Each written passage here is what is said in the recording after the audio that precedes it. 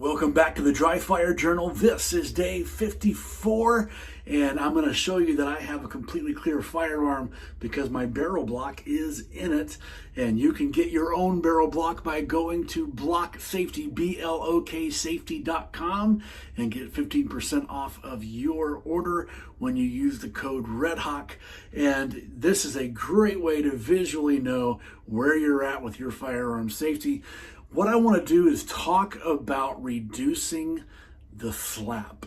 And here's what I mean by that. As I remove the firearm from my holster and my two hands meet, you will find that there will be times when you're trying to go quickly that your two hands can slap together. And the barrel block is a great way to know what your hands are doing with your firearm as you are meeting. Watch. I'm going to point this right at the camera so you can see the barrel block coming out. And as my hands meet, let's see what happens to the barrel block.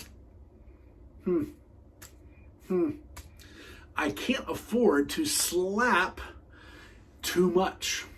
If I drive the firearm with my support hand on the way out of the holster, I then have to correct with my shooting hand or pull back with my support hand in order to get a straight line to my target. Now, I'm over exaggerating everything right now, but I'm trying to prove a point.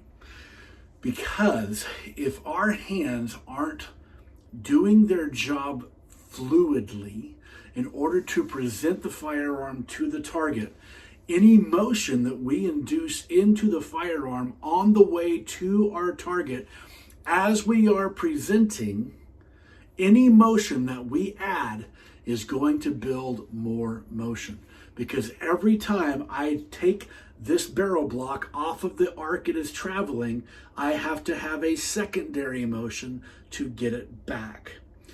But what if I force this off and overdrive it? Now I have to push back, and now I'm fighting, trying to get to my target.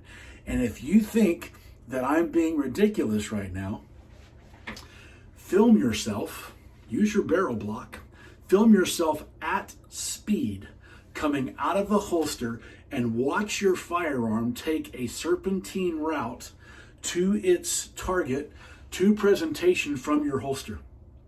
This happens a lot. Now, it's not as exaggerated as I'm making it, but it does happen. You ever thought about this? I'll be honest with you.